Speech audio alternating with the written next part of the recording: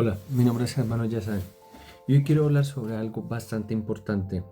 Es un tema teológico que ha llevado mucho tiempo de discusión, pero lo más importante es que nos lleva a una base bíblica, y es esta división entre el calvinismo y el arminianismo. ¿Y sobre qué vamos a hablar hoy? Sobre algo muy importante, que es el libre albedrío. Estas son las preguntas más comunes dentro de estos dos pensamientos. ¿El ser humano puede elegir a Dios por sí mismo o Dios es quien toma la iniciativa para salvarnos?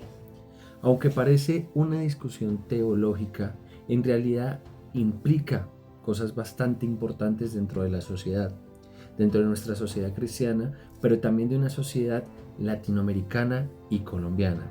Así que vamos a hablar sobre lo que es el libre albedrío y con estas dos posturas del calvinismo y arminianismo. Para entender la importancia del libre albedrío, empecemos explicando qué es el libre albedrío. El libre albedrío es la capacidad del ser humano para tomar decisiones. Dentro del contexto cristiano, la pregunta clave es: ¿el ser humano es completamente libre para elegir a Dios o necesita que Dios intervenga primero? Aquí aparecen, volvemos a lo mismo, estas dos posturas que son bastante particulares, que si bien Jacobo Arminio fue estudiante de Juan Calvino, siempre tuvo en contra este pensamiento de Juan Calvino, que era Dios quien tomaba la iniciativa. Entonces, él sacó esta parte de decir, el ser humano es quien elige, tiene la libertad de escoger, y no simplemente dentro de la salvación, sino que también habla de su elección entre el bien y el mal. Albas buscan también cómo funciona la salvación, pero también buscan la responsabilidad humana. Y eso es bastante interesante. Primero, vamos a hablar desde la postura calvinista. Debido al pecado, el ser humano está espiritualmente muerto y no puede elegir a Dios por sí mismo. Por eso, Dios toma la decisión de la salvación. Esta es la perspectiva de Juan Calvino. También tiene versículos muy claves. Ejemplo, para entender la base de por qué no podemos nosotros escoger a Dios, él usa Efesios 2:1, donde se dice que estamos muertos en nuestros delitos y pecados. También usa versículos bastante interesantes, por lo menos también podemos verlo en Romanos, que también habla de que no hay justo y no hay quien escoja a Dios. ¿Por qué? Porque su naturaleza es pecadora. Entonces Juan Calvino quería que se entendiera que la salvación depende completamente de la gracia irresistible de Dios. ¿Y por qué se habla de una gracia irresistible? Porque no es algo que el ser humano pueda lograr por voluntad propia. Dios es quien transforma el corazón de la persona para que esa persona pueda creer, y que es imposible rechazarla, ya que su alma estaría cautiva del Señor, algo que él dijo también después de su reconversión. Esto resalta la soberanía de Dios y muestra la salvación desde un acto de gracia. Y este es el punto desde la perspectiva del calvinismo.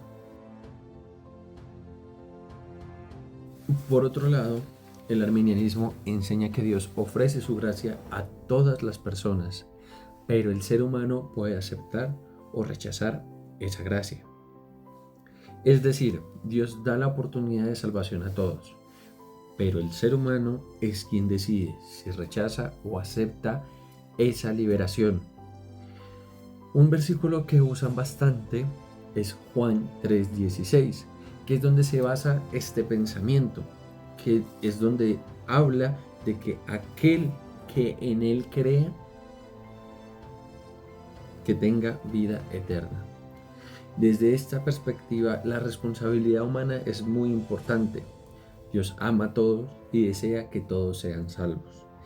La decisión personal juega un rol muy importante dentro de la salvación.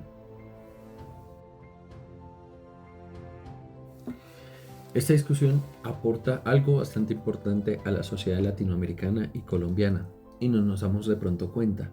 No nos damos cuenta de que esto nos ayuda a entender que el ser humano también necesita de una decisión, y es que necesitan de la gracia para ser transformados. En Latinoamérica muchas veces vemos problemas como violencia, corrupción y desigualdad. El debate entre el calvinismo y el arminianismo nos recuerdan cosas totalmente fundamentales y son acuerdos que entre ellos dos tienen. Y es que necesitan, volvemos de lo mismo, necesitan transformación, que también es responsable de sus decisiones. La gente a veces se pregunta por qué tanta maldad, pero no se voltean a mirar hacia arriba y ponen su mirada en Jesús para entender que Él es el camino, la vida y la verdad. En Colombia, especialmente donde la fe cristiana tiene mucha influencia, esta temática nos invita a pensar en cómo vivir una vida que refleje justicia, amor y responsabilidad delante de Dios y delante de la sociedad. Así que si queremos una sociedad totalmente transformada, necesitamos de Él. Esta temática desafía a nuestra sociedad porque cuestiona dos extremos: pensar que todo depende del ser humano o pensar que el ser humano no tiene ninguna responsabilidad.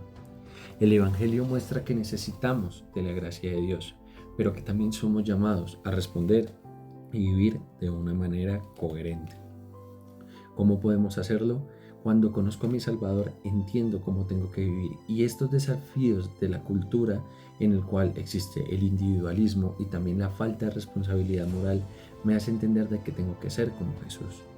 Si quiero ser alguien moralmente, tengo que cumplir la ley y tengo que, por lo general, tratar de imitar a alguien que la haya cumplido, y ese es Jesús. Si queremos pensar en el otro, tenemos que pensar en alguien, imitar a alguien que nos haya dicho que amemos a nuestros enemigos y que oremos por los que nos persiguen.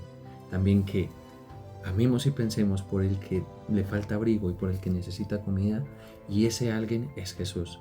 Así que el poder del Evangelio es el único que puede transformar esta sociedad.